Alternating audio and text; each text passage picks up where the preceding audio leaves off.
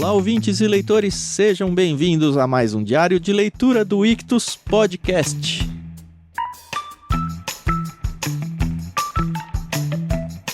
Eu sou o Thiago André Monteiro, @vulgutan, e estou aqui com a Carol Simão para a gente terminar o livro 11 de Os Irmãos Karamazov, de Fyodor Dostoiévski.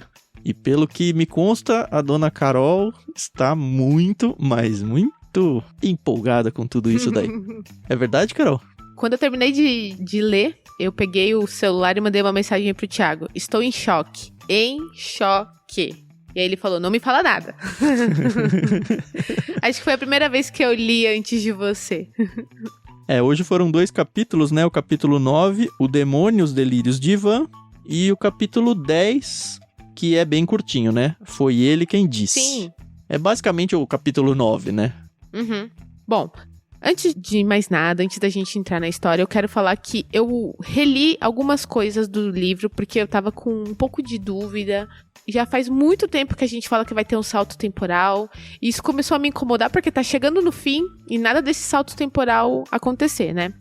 Aí eu falei, vou procurar aí, eu ouvi alguns programas, eu falei, tem que ir atrás disso aí pra ver se isso é real ou não. E sim, lá no primeiro capítulo, fala que da morte do Fyodor e que esse assassinato, e fala que é um assassinato mesmo, aconteceu 13 anos atrás. Então, o narrador, que a gente ainda não sabe quem é, ele tá contando essa história que aconteceu no passado. E ele menciona que vai contar alguma coisa dos tempos presentes dele, né? Sim. Mas no próximo livro, o livro 12, que é um erro legal, a hora que acabou a leitura de hoje eu falei, será que é o salto? Aí eu fui ler o primeiro parágrafo, nem precisei completar o parágrafo, porque começa com no dia seguinte, aí eu falei, tá bom, não tá na hora. Pronto, exato, bom. Então a gente já fica sabendo que realmente tem esse salto temporal. O que me fez pensar, e eu não fui atrás pra não tomar spoilers, é se, sei lá, na última página, no último parágrafo, no último capítulo, ele falar, isso aconteceu 13 anos atrás e acabou. Não sei. E eu sempre fiquei na dúvida, porque o título do livro é Os Irmãos Karamazov. E a gente sempre esteve ali rodeado por 3 irmãos, Dmitri, Ivan e Alexei. Mas, relembrando o primeiro capítulo, fala que o herói é o Alexei. O narrador conta isso pra gente. O narrador conta isso lá na primeira página, tá? Então, só pra não ficar dúvidas. Como já faz mais de um mês que a gente tá gravando, né, esse livro, a gente acaba se perdendo, né? Então, por isso que é bom a gente gravar, que a gente também vai e se ouve. É verdade. Agora eu vou começar com as minhas primeiras impressões antes da gente começar a entrar no capítulo. Os 3 irmãos, né? Eles têm personalidades muito distintas, eles são muito diferentes. Lembrando que o Dmitri é meio-irmão do Ivan e do Aliotia.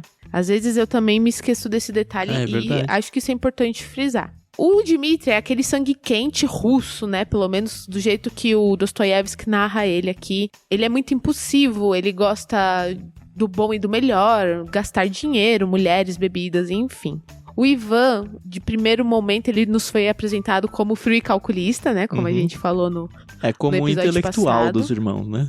Exato. Então, eu sempre o vi como um cara calado, tranquilo, mas não necessariamente calmo. E ele é o irmão do meio, né? O Dmitri é o primeiro, ele é o irmão do meio e o Aliotia é o caçula. E o Aliotia é aquela coisa, né? Lembra que no início falava que ele lembrava muito a mãe dele? A mãe dele era tinha muitos problemas de saúde. E ele foi pra esse lado celibatário, mas ele não tinha muita convicção se ele queria ou não realmente seguir essa carreira. Mas ele é claramente o religioso, né? É o religioso, o intelectual ateu e o vida louca. São esses 3 perfis aí. E o Alexei, se você for parar pra pensar, ele é um pouco assim, ele é tipo a balança, né, da relação dos irmãos. Eu tô falando dos irmãos, não tô usando as outras personagens aqui, não. Ele tá sempre ali tentando equilibrar o calculismo e a frieza do Ivan com a impulsividade e o calor do Dmitri, né? Mas eu sempre achei, e isso agora finalmente a gente vai chegar ao ponto que eu queria falar, que o Ivan e o Dmitri eles tinham um excelente relacionamento, ou pelo menos um relacionamento melhor que o Ivan e o Dmitri tinham com o Alexei. Uhum. Isso caiu por terra pra mim, depois da leitura de hoje. Não aconteceu um fato, mas eu cheguei a essa conclusão por tudo que vai acontecer. Dito isso, a gente pode entrar na história. É já. interessante isso, porque essa impressão que você teve do relacionamento deles, eu não tive ao longo da leitura. Assim, sempre teve situações em que eles claramente discordavam, quase não se Sim. gostavam, mas acho que nunca chegou a esse ponto. Apesar da gente ter algumas brigas, de ter não vou te ver por um tempo e tal. Existiu sempre, acho que aquela certa cumplicidade entre irmãos, que até uma certa forma respeitavam o perfil muito diferente dos outros. As agressões, entre aspas, que acontecem entre os três se dão justamente por causa desses perfis diferentes deles mesmo. Eu não sei também se era a questão da idade, que o Dmitry, ele é bem mais velho que o Alyosha, por exemplo. Uhum. E o Ivan fica ali naquele meio, né? Mas assim, como eu falei, eu tinha essa impressão, mas hoje ela morreu. Hoje ela caiu por terra.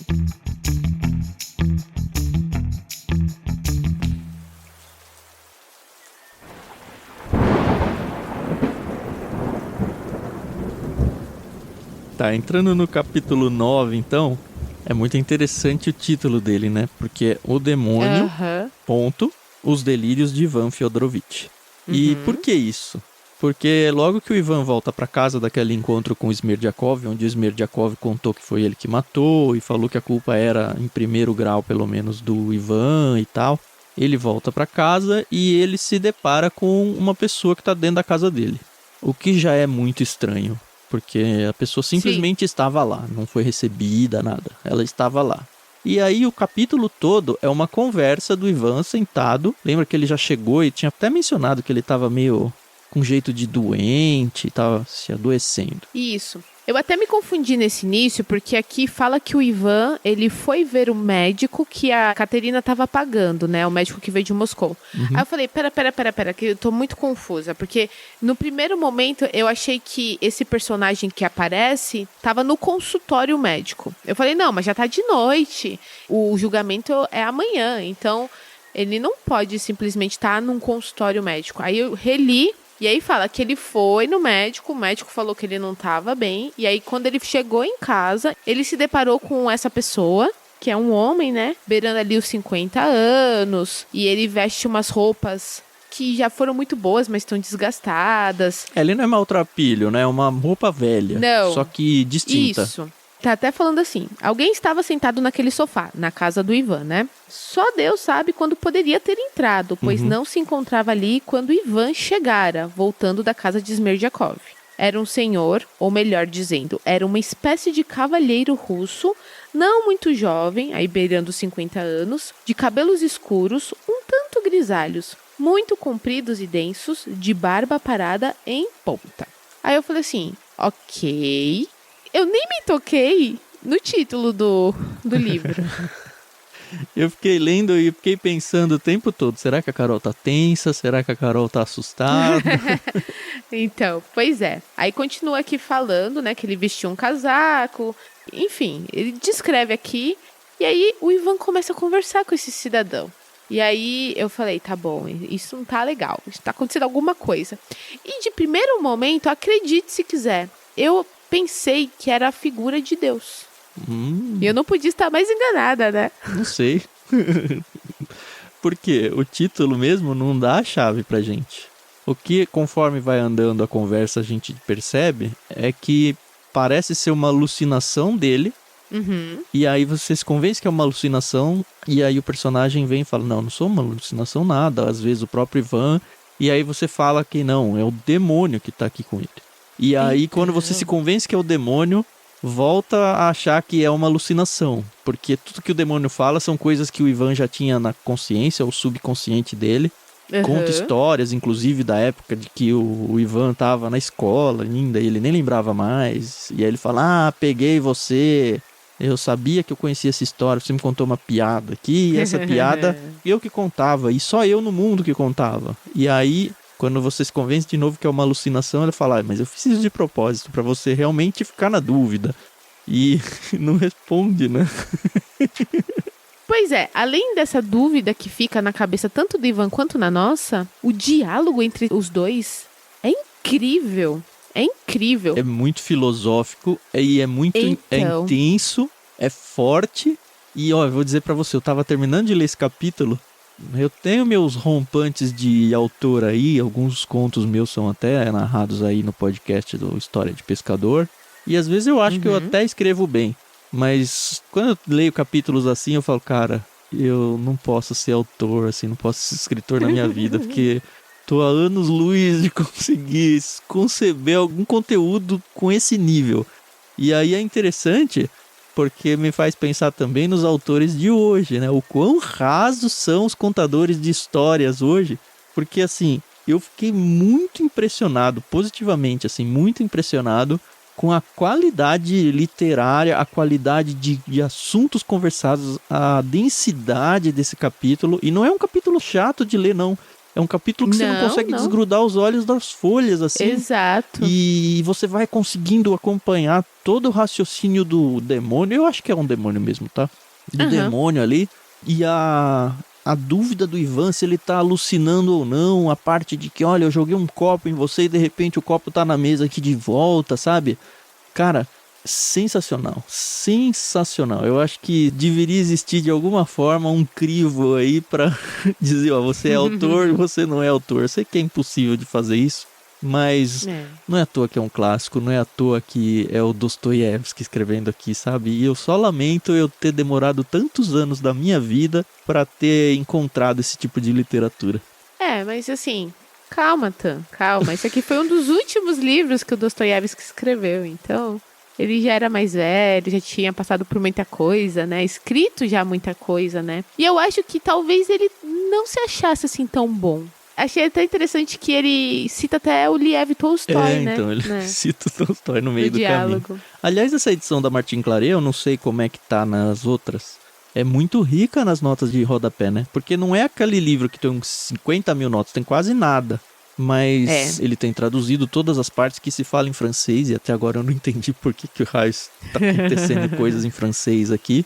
Mas você percebe que quem editou o livro teve a preocupação de, sei lá, no meio de uma frase ele fala alguma coisa que poderia claramente passar despercebido, mas ele falou, olha, isso aqui é do poema do sei lá quem, isso aqui é uma citação de não sei aonde. Que, assim, enriquece a leitura, e se você não soubesse, também não ia fazer falta pro enredo, pelo menos. Verdade. Agora eu preciso falar de umas coisas que eu achei muito engraçadas nesse diálogo. Como o Tan falou, ele tá conversando com o demônio. Eu acredito aqui que seja até não vou dizer o próprio diabo, né? Porque eu não sei como que essas coisas acontecem. Não tenho curiosidade também pra saber. Mas tem uma parte aqui que ele fala que ele gosta muito de encarnar, né? E que se ele fosse encarnar, ele gostaria de encarnar numa pessoa bem gorda. Numa mulher comerciante gorda. Isso. Gostaria de viver os perrengues. Gostaria de poder viver uma vida humana. E aí eu lembrei muito daquela passagem da Bíblia que fala que os anjos, né, eles invejam os homens, né? Porque eles nunca vão poder experimentar o que a gente experimenta, né? Eles não têm essa vivência humana, né? E aí eu lembrei muito dessa parte, né? Achei interessante. Não vou dizer que eu achei bonita, achei engraçada. Porque a gente inveja os anjos, né? Eles estão lá, não tem problemas. Estão voando por aí com suas asinhas, né? Eu tô fazendo aqui uma alegoria bem infantil, só para as pessoas entenderem. Enquanto o contrário também acontece, né? E, poxa, tá escrito na Bíblia isso. Então eu achei muito interessante. E outra passagem engraçada é quando ele fica gripado. Você prestou atenção nessa parte? O que teve? Eu não lembro não de nada engraçado aí. Eu achei muito engraçado que ele encarna, né? Gosta de ficar encarnando nas pessoas. Só que é muito rápido do inferno pra terra. E aí ele tava com o terno aberto e tomou friagem. E ele encarnou gripado. Eu falei, gente.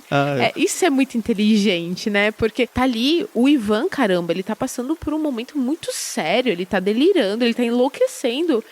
E se você for parar pra pensar, é tudo fruto da imaginação dele. E esse alívio cômico é muito legal. E me lembrou muito o Alto da Compadecida. Tanto o livro quanto o filme. Eu não li o livro, mas o filme demais. Acredito que seja muito próximo ali. Essa parte que ele menciona o Tolstói, não só pela curiosidade, né, dele mencionar, a gente sabe que eles são contemporâneos, mas me levantou uma questão importante. Eu queria jogar pra você. Eu vou ler o trecho, depois eu falo o que eu anotei nas minhas margens aqui, tá bom? Beleza. Dessa vez serei honesto, é o demônio falando com o Ivan aqui. Dessa vez serei honesto e lhe darei explicações. Ouça, nos sonhos, principalmente nos pesadelos que sobrevêm, por exemplo, nos casos de desarranjos estomacais ou desarranjos de outros órgãos, acontece ao homem sonhar sonhos muito artísticos de uma realidade tão complexa e variada, devanear acontecimentos oníricos, ou até mesmo sonhar todo um universo de acontecimentos ligados por alguma intriga, por detalhes tão inesperados, a começar pelas manifestações terráqueas mais elevadas, a terminar pelos últimos botões de suas camisas, que juro, nem mesmo Lev Tolstói, em pessoa, seria capaz de inventá-los. Quando eu li isso daqui, eu escrevi do lado aqui. Será que o encontro recente com Smerdyakov foi apenas um sonho ou um delírio? E eu não sei se você pensou isso, mas assim, Não tinha pensado. a gente vê o Ivan delirando, seja um demônio ou seja um delírio. A gente vê que não é a primeira vez que acontece com o Ivan, isso aqui fica muito claro mais para o final desse capítulo. E a gente vê que para ele é tudo verdade. E se foi um delírio mesmo e não um demônio, várias coisas que ele acha que aconteceu, não aconteceram. Como ele jogar o copo no demônio e o copo tava na mesa. Sim. Como antes dele alucinar, ele pegar uma toalha, a única toalha que ele tem em casa, molhar e pôr porque ele tava se sentindo mal. E aí depois, a gente vai ver no próximo capítulo que o irmão dele chega e ele tá com a toalha dobrada e seca, sabe? E isso acabou de acontecer, a conversa com o Smerdyakov. Sim. Talvez ele já estivesse delirando ali e volte a funcionar aquilo que o André Henk falou, que a gente não tem ideia se de fato foi o Smerdyakov ou não, porque não tem indícios conclusivos. Não sei. Quem sabe? Foi aí uma linha temporal aí que surgiu só pra nos desviar do assunto principal e ela talvez nunca tenha existido, não sei. Talvez. Não sei. O que eu sei é que esse demônio, ele tem um senso de humor muito interessante.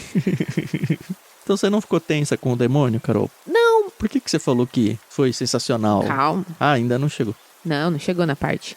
Mas assim, primeiro porque eu tive essa ideia de que talvez ele estivesse falando com, não Deus, né, propriamente dito, mas delirando como se ele estivesse conversando com Deus, né? E aí, quando eu vi essa questão de, eu estou caído, e eu encarno e tal, eu falei, ok. Mas tem uma parte que ele é bem claro que falando que ele é um demônio. Eu falei, tá bom, com certeza não é Deus. Ah, não, com Deus não certeza. é. Ou é um demônio, ou é um delírio. É. E é interessante, né, que parece que o demônio quer que o Ivan fique na dúvida entre as duas coisas. Que ele fala, a hora que você acreditar que eu sou um demônio, eu vou te convencer de que eu sou um delírio. E a hora que você acreditar que eu sou um delírio, eu vou te convencer de que eu não sou um delírio. É. Nossa, que loucura. E foi longo esse capítulo, né? Não foi uma longo. coisa assim. Eu costumo ler de manhã, antes da gente gravar. E ainda bem que a gente não gravou de manhã, o horário que a gente costuma gravar, porque não ia dar tempo. Olha, eu gostei muito da parte em que ele fala que ele viu o Cristo subindo aos céus depois da crucificação, né? Que legal aquilo. Ó, ele fala assim, eu estava presente quando o verbo, Cristo aqui, né, V maiúsculo, quando o verbo morto na cruz subiu ao céu levando consigo a alma do ladrão crucificado à sua direita. Eu ouvi os gritos alegres dos anjos querubins cantando e clamando Hosana, e o clamor de alegria dos serafins abalou o céu e a terra, abalou toda a criação. E juro por tudo que há de mais sagrado, eu bem queria participar do coro e gritar ao lado de todos os anjos, Hosana. Esse clamor já me escapava, já jorrava do meu peito. Sei que sou muito sensível e impressionável do ponto de vista artístico, mas o bom senso é a pior característica de minha personalidade. Ali também me recolheu aos limites requeridos e eu deixei escapar a ocasião, pois eu pensei nessa oportunidade. O que aconteceria se eu gritasse Hosana? Logo tudo acabaria no mundo. Nunca mais aconteceria nada. Assim, só por dever profissional, bem como pela minha situação social, tive de reprimir os bons impulsos e limitar-me às maldades. As honras do bem, todo mundo pode atribuí-las a si, o tempo todo. Quanto a mim, só as maldades me foram destinadas como obrigação. Muito legal, assim. Óbvio que a gente não entende a teologia assim como, os anjos têm uma chance de ir ao céu e tal, mas tirando essa parte doutrinária aí que a gente segue, literariamente é muito legal isso. Muito legal. Não, muito legal. E aí, continuando nesse discurso, ele meio que critica o sacrifício de Cristo no sentido de que, poxa, ele se sacrificou por todo mundo? Não, mas não tinha nenhum justo. Ah, peraí, surgiu Jó. Jó era o justo. Quantas almas, por exemplo, é preciso perder e ferir? Quantas pessoas honestas para conseguir um só Jó? Muito bom, gente. Muito Muito bom. bom. Assim, achei muito inteligente. Eu não gosto muito dessa parte filosófica, mas eu nem senti que era uma filosofia. Não, foi muito bem colocada, muito bem. Nossa, muito, muito, muito bem, muito bem. E aí, o que acontece? Eles continuam aqui se conversando. O Ivan, ele quer realmente que toda aquela situação acabe. E, como o Tan falou, o demônio fica, não, mas espera, eu só sou uma alucinação sua. E aí, fica nesse jogo de ir e vir. E isso tá enlouquecendo o Ivan. Até que, finalmente, alguém bate na janela, né? E olha que interessante, que isso eu só saquei depois no próximo capítulo. Assim que bate na janela e as batidas vão ficando cada vez mais fortes, o demônio fala, é seu irmão que veio te ver. E aí, de repente, a cena desaparece, né? E aí, quando o Ivan, ele abre a janela pro Aliotia, ele fala uma coisa, não sei se você prestou atenção, ele fala assim... Você viu quem tava aqui? Não, você viu quem tava aqui, né? E o Aliotia não tá entendendo muita coisa, que esse já é o início do capítulo 10, né? Foi ele quem disse. E aí ele fala, ele não aguenta a tua presença. Ah, eu percebi, sim. E aí eu falei, caraca, meu, caraca. Talvez os demônios não aguentem a nossa presença também, Carol. Pelo menos é o que a Bíblia diz, né? Sim, eu acredito muito nisso, tá? Muito. E aí o Ivan começa, não, peraí, mas ó, eu joguei meu copo ali nele. E aí o Aliotia, não, irmão, seu copo tá aqui. Não, mas e aquela toalha aí? Porque o Aliotia vai e pega a toalha pra secar, né, ele vê logo que o Ivan tá muito estranho, muito doente. Ele fala, você tá olhando pra mim, mas parece que não tá aqui, sabe? Mas calma, que a gente pulou uma coisa muito importante. Antes desse momento do Aliotia entrar e perceber que o Ivan realmente não tá bem... Ele fica, abre a porta. E quando o Ivan abre, o Ivan fala pro Aliotia, mas eu não falei pra você não vir aqui, pra você não aparecer, caramba. E aí o Aliotia, famoso garoto de recados, dá um recado, né? Que recado é esse? Smerdyakov se matou. Se enforcou e ainda deixou um bilhete, né? Bilhete escrito o seguinte: suprimo a mim mesmo, conforme a minha plena vontade, em plena liberdade, que ninguém seja acusado. E ele não isenta o Dmitri. Ninguém seja acusado de matar a mim, né? De me matar. Exato.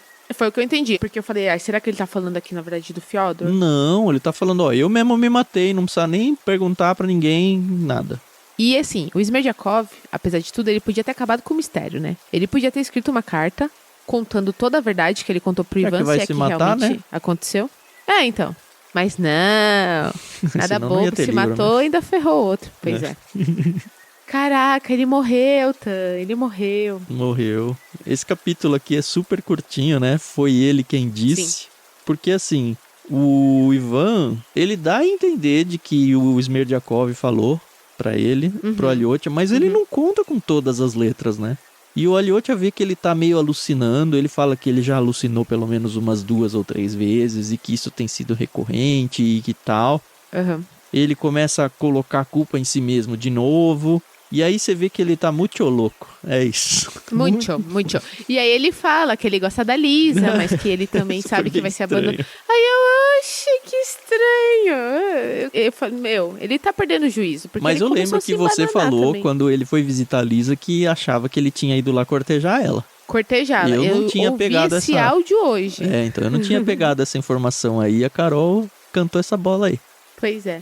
E assim, já passa da meia-noite, ou tá muito próximo da meia-noite, e essa porcaria desse julgamento vai acontecer no dia seguinte. Que é o começo do próximo livro, né? Acontece que o Smerdyakov, ele se enforcou, a noiva dele, a Maria, ela achou o corpo dele, foi chamar o Aliotia, o que pra mim não fez sentido nenhum, em vez de chamar logo a polícia.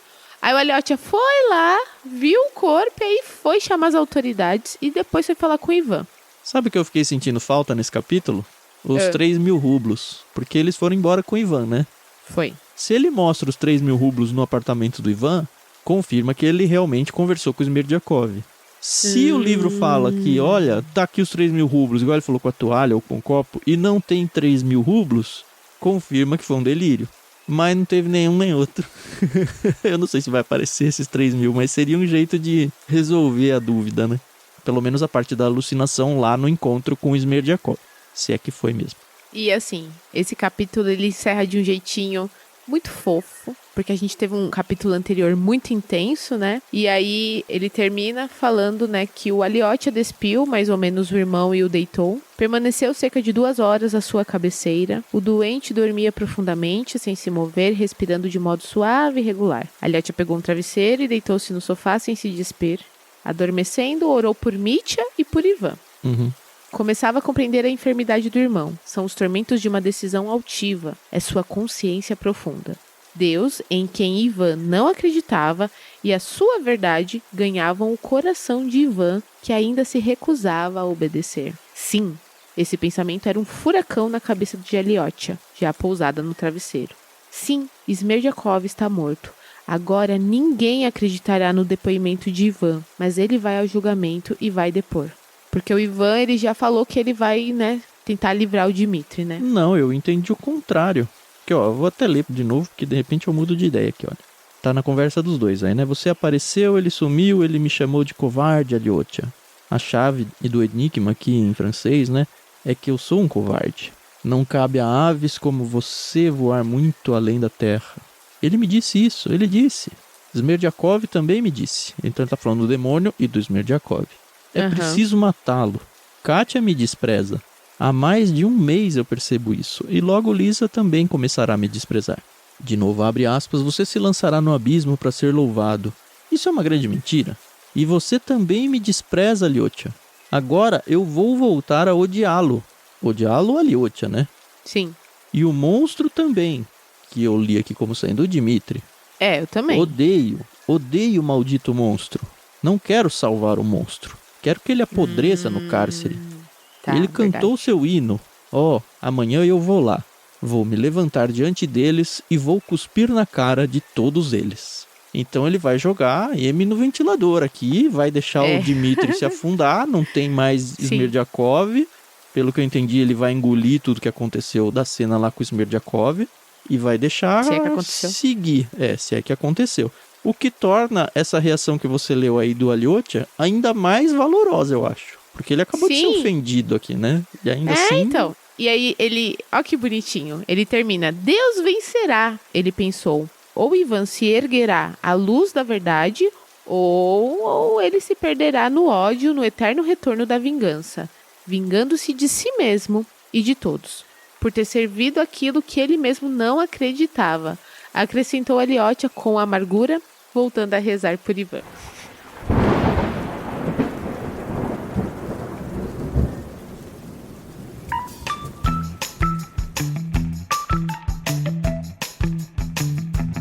É isso. A gente encerra o livro 11 e aí a gente entra no último livro, um erro legal, 12, depois vai ter o epílogo de 20 páginas. E agora vai, hein, Carol? Putz, olha, eu lembro que a gente começou esse livro tão desanimado, os áudios estão aí pra mostrar isso. Mas que livro, Carol, que livro, e ainda não acabou. Mas, putz, tá muito bom, tá muito, muito bom. Tá muito bom mesmo. É aquele tipo de livro que depois você fazer um grande check na sua lista. Não sei se um dia eu vou ter tempo e condições de reler. Eu duvido que eu vou reler. E acho que se eu for reler alguma coisa dele, eu releio o Crime e Castigo, mas nem ele, eu acho. Tem muito livro bom pra ler na vida, minha vida é curta pra isso. Esse que é o problema. É isso que é o problema. Mas assim, com certeza se tornou um livro que eu vou indicar ferozmente, assim, pra todo mundo que quiser falar, Os Irmãos Karamazov, com certeza. É fantástico e a gente não chegou no final ainda.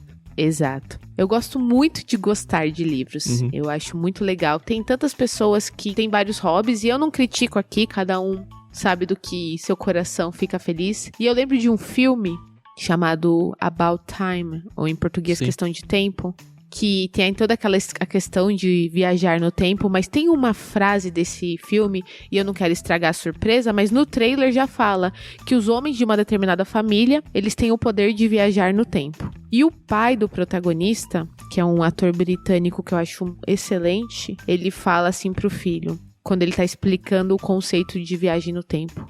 Pra mim, filho, são sempre os livros. Se eu pudesse, eu voltaria pra poder ler. E ler, e ler. E você vê que o personagem, ele lê o tempo todo, né? Se eu não me engano, tem até uma cena que ele fala, olha, normalmente eu volto todos os dias no tempo, né? Uma dessas minhas voltas é pra ficar lendo. Que legal. E que sensacional, porque enquanto muitas pessoas pensam, se eu pudesse voltar no tempo, eu talvez mataria fulano pra não ter tido guerras, ou eu apostaria na Mega Sena pra poder ficar rico. E o cara, ele só quer voltar pra ler. E, pois, ele entendeu. Esses dias eu vi uma entrevista da Paola Carosella. É aquela... chefe argentina. E aí ela tava contando de como foi pra ela lidar com redes sociais, quando ela ficou famosa, e que um dia ela foi fazer um post falando sobre que os ultraprocessados eram ruins pra saúde, enfim, dentro do assunto da vida dela, né, da culinária e tudo. Que os ultraprocessados eram ruins e que engordava e tal, x. Aí ela falou, cara, foi impressionante o que as pessoas fizeram com esse post, porque me chamaram de gordofóbica, esse foi o nível 1, e cara, eu só tava falando contra os ultraprocessados. Depois começaram a transformar a gordofobia em preconceito racial, e aí ela falou, cara, eu não entendi ainda como é que funciona esse negócio de redes sociais, como é que é a regra autocriada dela, né? E, na verdade, eu cansei e aí eu comecei a nem fazer mais nenhum post. E aí, o que eu queria chamar a atenção é a frase que ela falou. Sabe por quê? Porque eu tenho tanto livro, eu tenho uma pilha de livros desse tamanho pra ler, pra ficar me preocupando com rede social. Aí eu falei, é verdade. A gente tem uma pilha desse tamanho de livro pra ler. Onde que eu vou gastar o meu tempo? Olha que coisa linda, né? É o que eu tô dizendo. Eu amo amar esse hobby. Porque não é só um hobby pra mim, né? Faz parte, né? Tem uma outra personagem, a Rory, de uma série chamada Gilmore Girls, que ela tá sempre lendo, e eu lembro que a mãe dela fala assim, mas filha, você vai fazer um passeio com a escola. Pra que você vai levar 3 livros? Eu vou levar o livro que eu tô lendo, eu vou levar um outro livro, caso o passeio não seja legal, e eu tô levando um terceiro livro, caso o livro que eu tô levando não seja legal e me entendi no meio do passeio.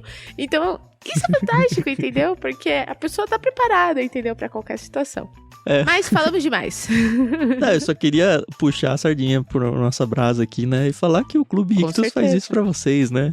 Se você quer fazer parte disso ou quiser cultivar isso em você que você ainda não tem, mas tem vontade de ter esse hábito, escolha lá algum plano no Clube Ictus, tenta pelo menos um mês, a gente não tem carência, nada, você pode entrar num mês e já sair no outro. A gente tem planos aí de vários perfis, mais literários, mais acadêmicos, mais cristãos, menos cristãos, infantis até.